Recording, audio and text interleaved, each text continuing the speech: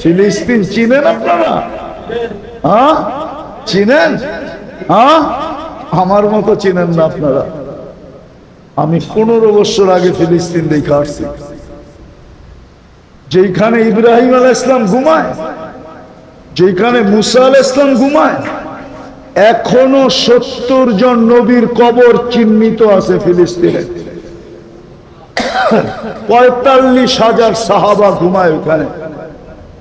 ওই জমিন মাটির সাথে মিশা যেতেছে। আমি আল্লাহ উপরে অভিযোগ করতেছি, আল্লাহ আমাকে মাফ করে দেখ। এক হাদিসের শব্দ আমার মনে উঠছে, না বেরুন, শুধু আল্লাহ তাকায় তাকায় দেখতেছে। 2 বছর হয়ে গেল, আগামী মাসের 7 তারিখে 2 বছর হবে। 2 বছর। একটা কথা দিয়া শেষ করতেছি, আল্লাহ নিজের নাফরমানিতে এতটুকু রাগ হন নাই, যখন মক্কার উপরে 360 মূর্তি ছিল, মক্কার ঘরের উপরে ওটা, আর আল্লাহর ঘরের ভিতরে বৈশা 360টার পূজা করতেছিল, কিন্তু এতটুক রাগ হন নাই যতটুক রাগ তাব্বান লাকা সাইরাল ইয়াউম বলতে দেরি, জিবরিল ছুঁটা তাব্বাত ইয়াদা নিয়ে আসতে দেরি করেন নাই, বন্ধুর উপরে আঙ্গুল উঠাইতে দেরি, আল্লাহ রাগ হয়ে তাব্বাত ইয়াদা পাঠাইতে দেরি করেন নাই। বুঝা গেল আল্লাহ বন্ধুর ব্যাপারে বড় রাগান্বিত। আসেন, বুজুর্গ হইতে চান, আল্লাহ পাইতে চান, বেশি কিছু লাগবে না। আজকার থেকে নবীর সুন্নতওয়ালা জিন্দেগির মনে প্রাণে পাক্কা কসম খায়া ফেলেন যে আমার সাধ্য অনুযায়ী আমি মুহাম্মদুর রাসূলুল্লাহর জিন্দেগিকে, সুন্নতকে আমার জিন্দেগিতে তো আনবই, যাকে দেখব তাকে পায়ে ধরা হলো একটা সুন্নতের উপরও আমি উঠাবো। পারবেন? পারবেন? হ্যাঁ, আরে পারবেন, পারবেন। এই জন্যই আল্লাহ আলেম ওলামা আল্লাহ ওয়ালাদেরকে রাখছেন। প্রথমে আমি প্রশ্ন করছিলাম যে বিবেকে ধরে না 2-4 হাজার বছর বয়স দিতেন, তাইলে না বোঝা যেত যে কিয়ামতের সকাল পর্যন্ত জমানা দিছেন। জমানা দিলেন কিয়ামতের সকাল পর্যন্ত, বয়স দিলেন 63 বছর। তা আল্লাহ আমাকে জবাব দেয়, ছাগল, এই জন্যই তো আমি বন্ধুর উত্তরসূরি রাখছি। আর বন্ধুই যদি থাকতো তাহলে আর উত্তরসূরির দরকারটা কি হইতো? নায়েবে রসুলের দরকারটা কি হইতো? নায়েবে রসুলের কোনো দরকার তো হইতই না। যতদিন পর্যন্ত বন্ধু ছিল ততদিন পর্যন্ত তো নায়েবের দরকার হতো না। যতদিন বন্ধু থাকতো ততদিন আর নায়েবের দরকার হতো না। আমি বন্ধুকে উঠায় নিছি, আমি বন্ধুর উত্তরসূরি জমিনে কিয়ামতের সকাল পর্যন্ত রাইখা দিছি। এই দরবার ওইটারই একটা অংশ, মনে হয় বুঝাইতে পারি না।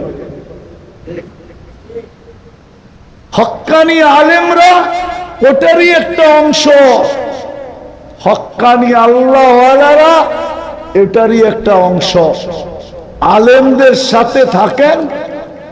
আমি তো কালকে এক জায়গায় বলে আসছি, গ্রামে ময়মনসিংহে, যে হায় আফসোস, চার দোকানে খান, আমার কোনো আপত্তি নাই, কিন্তু 4 দোকানে বয়ে আড্ডা দিয়েন না। যদিও শব্দটা আমি আড্ডা বলছি, এখনো বলতেছি, আবার মিডিয়ালারও বহুত, এদেরকে দিতে মন চায় না, কিন্তু একটা দিকে তাকায় দেই, শুধু একটা দিকে দয়া করে দিই। নাহলে মাঝে মাঝে দেখি এরা ভিউজ পাওয়ার জন্য যেটা আমি জীবনে কোনোদিন বলি নাই, ওইটাও আমার বইলা চালায় দেয়। কোত্থেকে যে জুড়া দেয় আল্লাহ জানে। আজকেই আমি একটা দেখতেছিলাম, আমার একজন দেখাইতেছিল যে হুজুর এটা কি আপনার বয়ান? আমি বলি আজ পর্যন্ত তো আমি এই নামটাও উচ্চারণ করি না মুখ দিয়া। অনেক নাম আছে আমি মুখে উচ্চারণ করি না, কেননা নাম উচ্চারণ করতে গেলেই একটু বেলু বেলু লাগে। বেলু বেলু কি কি বেলু বেলু বেলু বেলু, দামি দামি দামি দামি। আর উচ্চারণ না করলে পাত্তাই দিল কয় না, তোর নাম হইল না, মানে কি তোরে পাত্তাই দেই না। আমরা তো নামও উচ্চারণ করতে চাই না, কিন্তু দেখলাম আমার নামে লাগায় দিছে। তোমাগরে কই ভিউজের দিকে তাকায় না,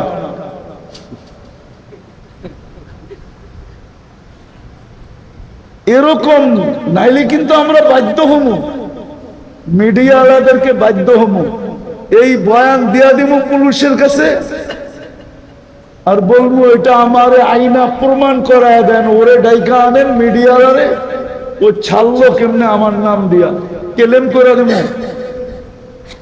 রাগ হয় না, তোমাদের নামে চলে যেতেছে, এটাও ছেড়ে দিও, কেলেম করে দিব ডাইরেক্ট। আর আমার ক্লেম কারেন্টের মতো লাগবে, কারেন্টের মতো। আমি মানুষটা ছোট, কিন্তু তো বলতেছিলাম যেটা, যে চার দোকানে চা খান, আমার কোনো আপত্তি নাই, কিন্তু চার দোকানে আড্ডা দিয়েন না। আইসা মসজিদে সময়টা মসজিদে বসে গল্প করেন, মসজিদের বারিন্দায় গল্প করেন, চার দোকানের সামনে করে মসজিদের বারিন্দায় এসে গল্প করেন, মসজিদের এরিয়ার ভিতরে এসে গল্প করেন,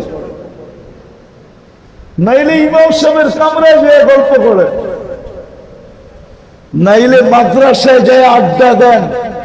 হুজুররা যদি কয় এইখানে আড্ডা দেন কেন, কয় শুনছি সারাদিন নাকি ফেরেশতারা এইখানে পরের গালিচা বিছায়, আমি আড্ডা দিতেছি, যদি পরের ভিতরে আমার একটা পাও লাগা যায় তাইলে তো আমার ভাগ্য খুলে যাবে।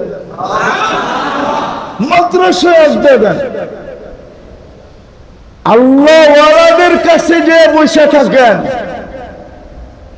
চা খাইতে নিষেধ করি না, খান চা, কিন্তু চায়ের দোকানে আড্ডা দিয়ে না। পারবেন?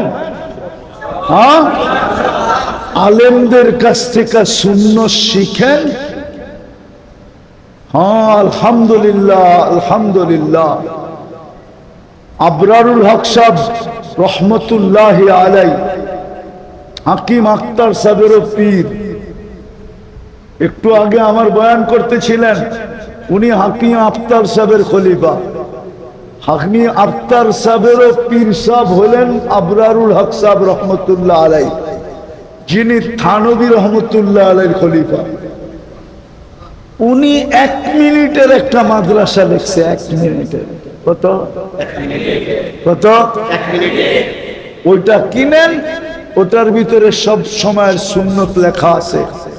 24 ঘন্টায় সুন্নত কোন জায়গায় কয়টা পড়েন, সুন্নতের উপরে জিন্দেগি উঠান, সুন্নতের উপরে জিন্দেগি উঠান। আরেকটা জিনিস পায়ে হাত দিয়া বলি, শুক্রবার কিন্তু শুরু হয়ে গেল। নবীজিকে স্বপ্নে দেখতে মন চায়? কার কার মন চায়? পাক্কা? আমি একটা গ্যারান্টি আলা দুরূদ দিয়া যাই, ডেলি যদি 200 বার পড়তে পারেন সকাল বিকাল, ইনশাআল্লাহ তীর মিস হইতে পারে, দেখা মিস হবে না। আজ পর্যন্ত কারো মিস হয় নাই। আর এটা আমি না, কৌলুল বদির ভিতরে এটা লেখা আছে। আল্লাহুম্মা সাল্লি, পড়েন, ওয়া সাল্লিম আলাল নবিয়্যিল উম্মিয়্যি ওয়া আলা আলিহি ওয়া আসহাবিহি। বাস, ডেলি 200 বার পড়েন, সুন্নতের উপরে চলেন, বিশেষ করে শুক্রবার 1000 বার পড়েন, 1000 বার। শুক্রবারে বেশি বেশি দুরূদ পড়ার হুকুম আছে, বেশি বেশি আল্লাহ রসুলের উপরে দুরূদ পড়েন। ডেলি 200 বার পড়েন। যদি দেখা হয়ে গেল ভাগ্য খোলা যাবে। পারবেন করতে আমল দুটা? 1 মিনিটের মাদ্রাসা কিনেন, দৈনন্দিনের সুন্নত গুলা শিখেন, আর ওটার উপরে আস্তে আস্তে আমল শুরু করেন। গড়ালাদেরকে করান, বাচ্চাদেরকে করান, যুবক করতে থাকো, কপাল খোলা যাবে তোমার। পাইলো পাইতে পারো অমূল্য রতন। কি যা কিছু পাও হাত পেতে নাও, পাইলো পাইতে পারো অমূল্য রতন। তোমাদের পায়ে হাত দিয়া বলি, আজকের থেকে শুরু করো। যৌবন বয়সে তুমি কুতুব হয়ে যাবে। আল্লাহ আমাদেরকে আমল করার তৌফিক দান করেন। ওমা আলাইনা ইল্লাল বালাগ।